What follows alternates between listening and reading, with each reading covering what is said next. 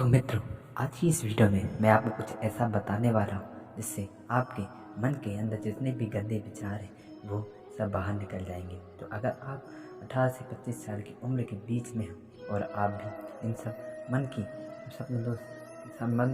विचारों से परेशान हो तो आज की इस वीडियो आपके लिए बहुत ही लाभदायक होने वाली है। और वीडियो को एंड तक जरूर देखना और हमारे चैनल को सब्सक्राइब कर देना, क्योंकि यही ऐसे ही रोचक वीडियो मैं आपके लिए लाता रहूँगा। तो देखो, स्टार्ट करते हैं। हमारे मन में गंदे विचार क्यों आते हैं? हम नहीं चाहते, लेकिन फिर भी हमारे मन में गंदे विचार आते रहते हैं। लेकिन मन हमारा सबसे बड़ा दोस्त और मन ही सबसे बड़ा दुश्मन क्यों है?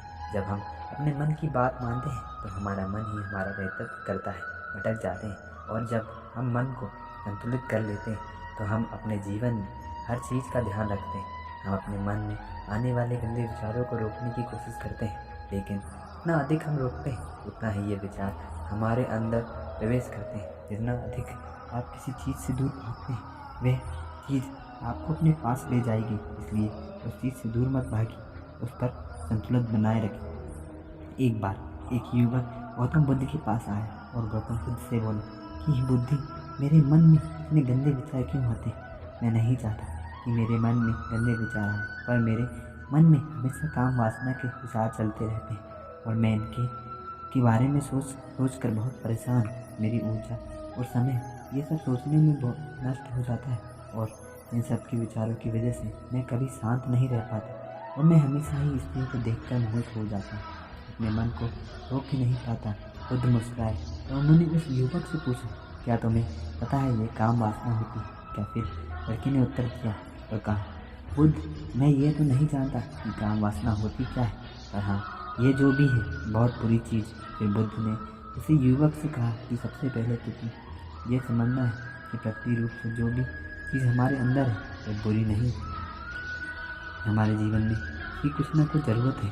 वासना कोई बुरी बात नहीं है, यह तो हमारे मन की एक भावना है जो हमें किसी न किसी चीज़ की कमी का एहसास करवाती है और फिर हम उसे चीज़ को पाने के लिए उसी चीज़ की तरफ आकर्षित हो जाते हैं। जैसे अगर तुम्हारे पास धन की कमी है तो तुम्हें धन पाने की वासना उत्पन्न हो जाएगी। भगवान बुद्ध की ये 4 तरह कहानी जो आपको गंदे विचारों से हमेशा दूर रखेगी। तो वापस उसमें कुछ और नहीं, बस एक प्रकार की कमी है, क्योंकि एक प्रकार की जरूरत का एहसास, और जब ये जरूरत शारीरिक हो तो हम इसे काम वासना कह देते हैं।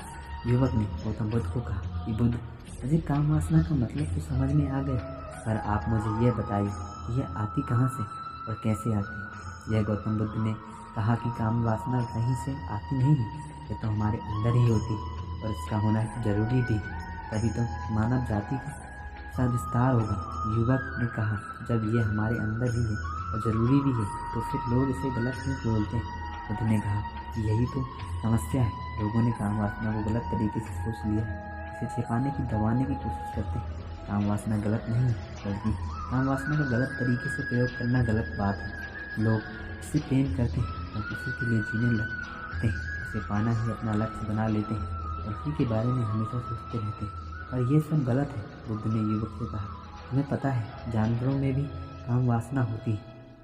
उत्तर दिया, हाँ बुद्ध, जानवरों में भी काम वासना होती है, क्योंकि जानवर भी तो आखिर अपनी पीढ़ी को आगे बढ़ाएंगे। बुद्ध ने कहा, तो फिर हम जानवर की काम वासना को गलत क्यों नहीं कहते? युवक ने कहा, मुझे नहीं पता महात्मा, आप ही मुझे बताइए। गौतम बुद्ध ने कहा कि जानवर अपनी काम वासना का प्रयोग आनंद प्राप्ति के लिए नहीं करते, वह तो सिर्फ संतान उत्पन्न करने के लिए काम वासना का उपयोग करते हैं। जानवरों को प्रकृति ने ये समझ नहीं दी कि वह काम वासना को अपने सुख का आधार बना सके, जबकि मनुष्य अपनी समझ के बलबूते पर प्रकृति में पाई जाने वाली प्रत्येक वस्तु को अपने सुख के लिए अपने प्रयोग करता है। हम इंसानों ने ही काम वासना को अपने सुख का साधन बना लिया है, जबकि प्रकृति ने तो हमें अपने वंश को आगे बढ़ाने के लिए दिया था, लेकिन इंसानों ने इसे अपने जीवन का परम लक्ष्य बना रखा है और इस तरह से काम वासना का बेलगम हो जाना गलत है। युवक ने पूछा, महात्मा जी, ये कम वासना हम पर हावी क्यों होती है, क्यों ये बेलगाम हो जाती है? और गौतम बुद्ध ने कहा कि सुनो, अब जो मैं तुम्हें बताऊंगा उसे तुम ध्यानपूर्वक सुनना। काम वासना का सारा खेल तुम्हें आ जाएगा, तुम्हें तुम्हारे सारे सवालों का जवाब मिल जाएगा, बस तुम्हें ध्यान से सुनकर समझना है। फिर गौतम बुद्ध युवक को बताना शुरू करते हैं। एक बार की बात है, एक आश्रम में गुरु और उनके शिष्य रहा करते थे। उसे रोजाना आश्रम के बाहर स्थित गांव में भिक्षा लेने के लिए जाते थे। उसे आश्रम का एक शिष्य जिस गांव में भिक्षा लेने जाता था, उसे रास्ते में एक नदी पद्धति थी जिससे रोज उसी रास्ते में उसे भिक्षा लेने जाता था। एक दिन उसने देखा कि एक लड़का पेड़ के पीछे छिपा है। वह उस लड़के के पास गया और उसे जाकर बोला, भाई तुम इस पेड़ के पीछे छिपकर क्या देख रहे हो? लड़के ने कहा, अरे तुझे नहीं दिख रहा है क्या कि मैं क्या देख रहा हूँ? तब शिष्य ने नदी की तरफ देखा तो वहाँ कुछ लड़कियाँ पानी भर रही थी। वो लड़कियाँ 14-15 साल की होंगी। तब शिष्य ने उस लड़के से कहा, अरे भाई वहाँ पर तो लड़कियाँ पानी भर रही हैं, इसमें छिपकर देखने वाली क्या बात है? तब वो लड़का शिष्य की तरफ देखकर उससे कहता है, अरे पागल तुम्हें दिखाई नहीं दे रहा? ये परी कैसे नदी से पानी ला रही है? जरा उनकी अदाओं को तो देखो, अपने कोमल शरीर को देखो, उनकी इतनी कमल मटके और उठाते समय बल खाती और उनके बाल की कमर पर कैसे लहरा रही हैं, मानो सुंदरता बिखर पड़ी। उसने फिर से नदी के किनारे देखा और इस बार वह नदी के किनारे देखता रहा। अब कुछ भी दिखाई नहीं दे रहा था और वह उसको निडर था। उसे किसी भी चीज़ का कोई डर नहीं था, लेकिन अब वो छिपने लगा और उन लड़कियों को देखने लगा जैसे उसने कोई अपराध कर दिया। और जब वो छिपकर उन लड़कियों को देख रहा था तभी वो अचानक अंदर से कांप गया। उसने कहा कि ये मैं क्या कर रहा हूँ? मैं जो कर रहा हूँ वो सही नहीं है, मुझे यह से चले जाना चाहिए।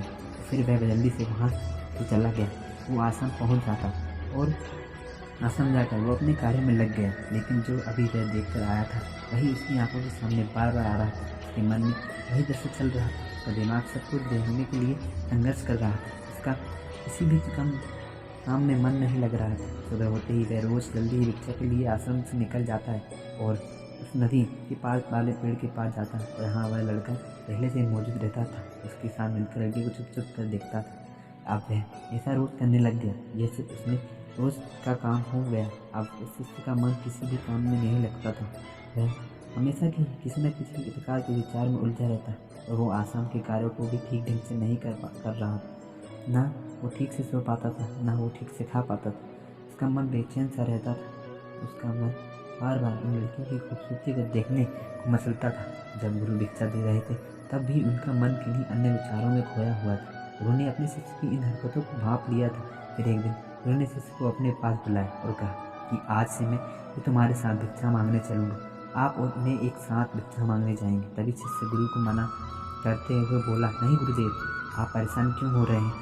मैं अकेला ही ठीक से भिक्षा मांग सकता हूँ। गुरु ने शिष्य से कहा कि ठीक है, तुम अकेले ही भिक्षा मांगने जाओ। इससे वह तुरंत भिक्षा मांगने निकल पड़ा।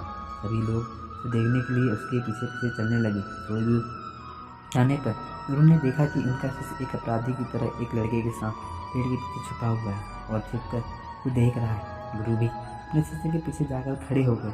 उसका शिष्य क्या देख रहा है इसे देखने के लिए वह एक अपराधी की तरह पेड़ के पीछे छिपा हुआ है। गुरु ने देखा कि उसका शिष्य पेड़ के पीछे छिपकर नदी से पानी ले रही लड़कियों को देख रहा है। तब गुरु ने शिष्य से कहा, क्या देख रहे हो? अपने मालिक की आवाज़ सुनकर वह डर गया और उसके पसीने छूटने लगे। वह ऐसे कांपने लगा जैसे उसने किसी चोर को चोरी करते समय पकड़ लिया। उसी से की हालत खराब हो गई। वो कुछ भी नहीं बोल कर रहा था। दूसरा का जो शिष्य के साथ था वह वहाँ से भाग गया। उसके मुंह से कुछ टूटे फूटे शब्द ही बाहर निकल रहे थे। वो अपने गुरु से नज़र भी नहीं मिला पा रहा था। गुरु ने शिष्य की तरफ देखा और कहा कि मेरा शिष्य निर्भय था, उसे तो किसी भी चीज़ का डर नहीं था, लेकिन ये क्या तुम बह के मारे काँप रहे हो? उसने गुरु से कहा, मुझे माफ़ कर दो गुरुदेव, मेरा इसमें कोई दोष नहीं। उस लड़के ने मुझे बहका दिया था, लेकिन आपसे मैं वादा करता हूँ कि आज के बाद मैं ऐसा कभी दोबारा नहीं करूँगा। मुझे माफ़ कर दो गुरुदेव। गुरु ने शिष्य से कहा कि कोई बात नहीं, पर इस बात पर तुम ध्यान रखना, हम जैसी संगति करते हैं वैसा ही फल हमें प्राप्त होता है। हम जैसी संगति करते हैं उसके विचार हमारे अंदर प्रवेश करते हैं। इसलिए अच्छी संगति करें जिससे तुम्हारे अंदर अच्छे विचारों का प्रवेश हो। फिर गुरु और शिष्य आश्रम लौट आए और फिर से शिष्य आश्रम के कार्य पर ध्यान देने लगे। उसने रास्ते को छोड़ दिया और उसी रास्ते में रहने लगा। अपने काम को ध्यान से करता, लेकिन धीरे धीरे उसके अंदर क्रोध उत्पन्न हो गया और फिर वह दूसरे शिष्यों क्रोध करने लगा और बेचैन रहने लग गया। अब वो सही समय पर भोजन नहीं करता था, भोजन भी बहुत कम खाता। एक रात गुरु शिष्य के पास आए और बोले उसे कि अब तक हमने कितनी बार अपना वादा तोड़ दिया। यह सुनकर शिष्य अपने गुरु के चरणों में गिर गया और रोने लगा। रोते ही उसने गुरु से कहा, गुरु जी मैं कई बार अपना वादा तोड़ चुका हूँ, फिर से मैं वादा करता हूँ, लेकिन हर बार जब मैं वादा तोड़ देता हूँ तो मेरा मन मेरे बस में नहीं रहता। मैं बहुत कोशिश करता हूँ कि अपने मन से सारे बुरे विचार निकाल दूँ, लेकिन चाहकर भी ऐसा नहीं कर पाता। फिर गुरु ने शिष्य को कहा कि चलो मेरे साथ। गुरु शिष्य को आश्रम के बगीचे में लेकर गए और शिष्य से कहा कि देखो, यहाँ पर कुछ नाली बनी हुई है, इससे नदी का पानी इन पौधों तक आ रहा है और यह पानी निरंतर गति से आगे बढ़ रहा है। क्या तुम इस पानी के बहाव को रोक सकते हो? शिष्य ने कहा कि हाँ गुरुदेव, मैं इस बहाव को रोक सकता हूँ। फिर शिष्य ने मिट्टी उठाकर उस नाली में रख दी तो पानी थोड़ी देर के लिए रुक गया और फिर थोड़ी देर बाद उस मिट्टी के ऊपर से पानी बहने लगा।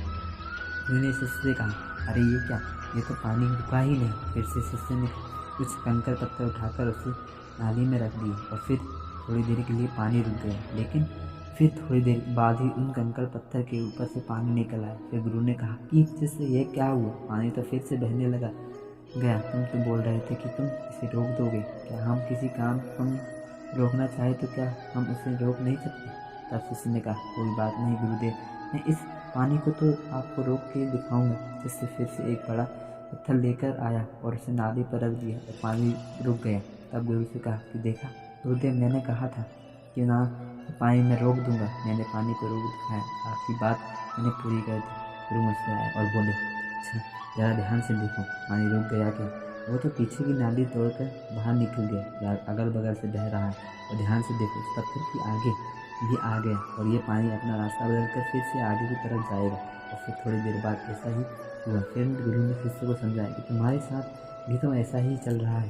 तुम बार बार प्रयास कर रहे हो, बड़े से बड़ा प्रयास कर रहे हो और हर बार तुम्हारा प्रयास टूट रहा है और ये हमेशा टूटता ही रहेगा। तुम कितना भी बड़ा पत्थर रख लो, लेकिन पानी तो अपना रास्ता बना ही लेगा।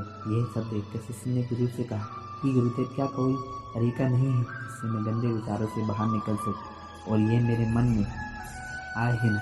गुरु शिष्य को एक नदी के पास ले गए जहाँ से बगीचे में पानी जा रहा था। गुरु ने शिष्य से कहा, वो पानी इसी नदी से जा रहा है। अगर हम यहीं से उसी रास्ते को बंद कर दें जहाँ से पानी बगीचे में जा रहा है, तब क्या हम पानी को रोक नहीं सकते? शिष्य ने कहा कि हाँ गुरुदेव, अवश्य ऐसा हो सकता है। मैं इस पानी को यहीं से बंद कर देता हूँ, तब आगे की नाली में पानी जाएगा ही नहीं और फिर बगीचे में पानी जाएगा ही नहीं। इस नदी से जाने वाले रास्ते को बहुत मेहनत के पत्थर और मिट्टी डालकर बंद कर दिया। गुरु से कहा कि गुरुदेव, मैंने पानी को बंद कर दिया, अब ये पानी बगीचे में जाएगा ही नहीं। तब गुरु ने कहा शिष्य से, अगर पानी बगीचे में नहीं जाएगा तो पेड़ पौधों को पानी कहाँ से मिलेगा?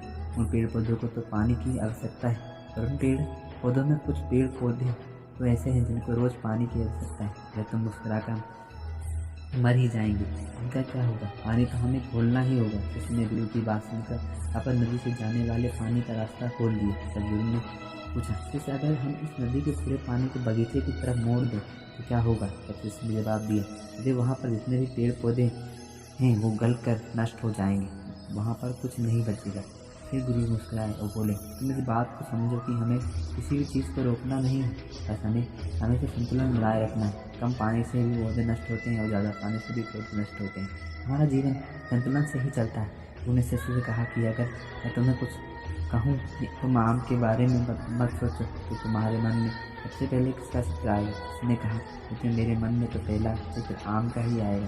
उन्होंने कहा कि जब हम गंदे विचारों को जबरदस्ती रोकने का प्रयास करते हैं तो वह और मजबूती के साथ हमारे अंदर प्रवेश करते हैं, हमारे अंदर उठाते हैं। इसलिए हमें इन्हें कभी भी दबाने की कोशिश नहीं करनी चाहिए। हर गुरु शिष्य के पास गए और बोले कि बुरे लोगों की संगति के कारण कभी भी हमारे अंदर गंदे विचार आते हैं। कभी कभी ऐसा होता है कि हमारे अंदर कामुकता नहीं होती, लेकिन कुछ अश्लील लोगों के साथ रहने के कारण हम वह काम कर हावी हो जाता है।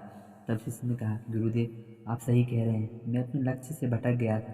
तब वैसे इस रात को बहुत शांति से सोया, सुबह पूरे मन से अपना काम किया और फिर सुबह वही भिक्षा लेने चला गया जहाँ वह लड़का आज भी पेड़ के पीछे छुपकर लड़के को देख रहा था। वो शिष्य नदी पर गया जहाँ वह लड़कियाँ पानी भर रही थीं। उसने उन लड़कियों से पानी मांगा। उस लड़कियों में से एक लड़की ने उसे पानी पिलाया और उसे सन्यासी शिष्य के चरण छुए। शिष्य ने उसे आशीर्वाद दिया कि तुम्हारा कल्याण हो। शिष्य का मन सकारात्मक ऊर्जा से भर गया, उसके चेहरे पर मुस्कान आ गई थी, जैसे उसे कोई खोई हुई चीज़ वापस मिल गई। वह अपने रास्ते पर वापस जाने लगा। तभी पीछे से वह लड़का आया जो पेड़ के पीछे छिपा था। वह शिष्य के पास आया और बोला कि क्या बात है, आज तुमने करीब से देखा है, आप तो मुझसे आगे निकल गए। तब शिष्य ने कहा कि हम हमेशा दूसरे के दर्शन करने में ही व्यस्त रहते, अपने दर्शन कर ही नहीं पाते। तुम कब तक इस पेड़ के पीछे छुपाते रहोगे?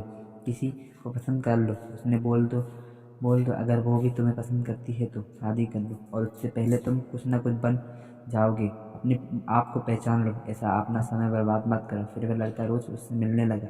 उस लड़की ने नदी पर जाना छोड़ दिया। फिर वो लड़का अपने जीवन में कुछ बनने के लिए संघर्ष करने लगा। तो तुमने देखा संगति का असर क्या होता है। अपनी संगति बदलो, अपने विचार बदलो। बुद्ध ने युवक से पूछा कि क्या तुम्हें अब हमारे सवालों का जवाब मिल गया? तब युवक ने कहा कि हाँ महात्मा जी, आपका बहुत बहुत धन्यवाद। तब गौतम बुद्ध ने युवक से कहा कि जब तुम्हारे मन में गंदे विचार आए तब अपने आप को दोषी मत दो, ये शरीर है। तो आज की वीडियो में बस इतना ही। हम मिलते हैं अगले वीडियो में। जय श्री कृष्ण।